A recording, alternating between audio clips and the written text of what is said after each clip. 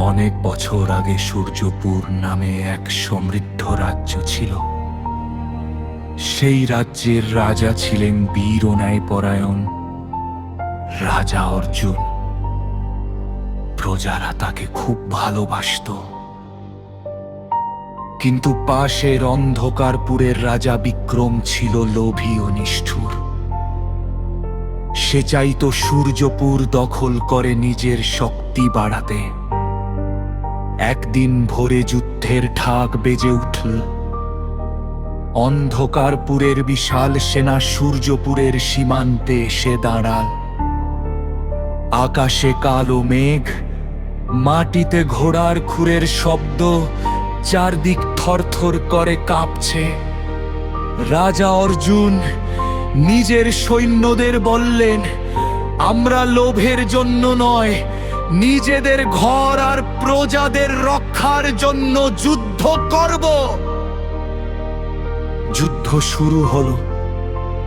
তলোয়ারের ঝলকানি, ঢালের আঘাত, ঘোড়ার ছুটে, চারদিকে শুধু ধুলো আর চিৎকার।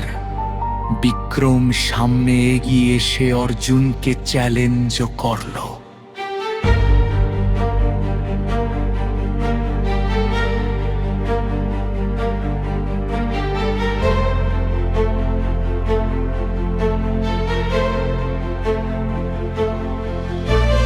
দুজন রাজার মধ্যে তুমুল দ্বন্দ্ব শুরু হলো। অনেকক্ষণ লড়াইয়ের পর বিক্রম আঘাত হানতে গেল, কিন্তু অর্জুন দ্রুত তার আক্রমণ ঠেকিয়ে তাকে নিরস্ত্র করে দিল। বিক্রম মাটিতে পড়ে গেল। অর্জুন তার তলোয়ার তুলেও থেমে গেলেন। তিনি বললেন, যুদ্ধ জেতা বড় নয়, মন জেতা বড়। লজ্জায় বিক্রম মাথা নত করলো। সেই দিন থেকে দুই রাজ্যের মধ্যে আর কোনো যুদ্ধ হয়নি।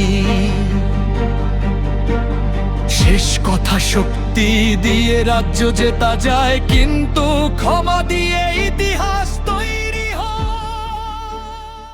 তো হ্যালো বন্ধুরা, আমি হলাম বিশ্বজিৎ। এই যে পুরো ভিডিওটা দেখলে, তার সাথে যে ব্যাকগ্রাউন্ডে গান বাজছিল, ওটাও কিন্তু সব আমি তৈরি করেছি। যদি তোমরা আমাকে সাপোর্ট করো, আমি আরও সুন্দর সুন্দর ভিডিও তোমাদের কাছে নিয়ে আসবো। তো ভালো লাগলে চ্যানেলটা সাবস্ক্রাইব করে রাখো, আর একটা কমেন্টে জানিয়ে যাও ভিডিওটা কেমন হয়েছে। পার্ট 2 আরও নিয়ে আসবো।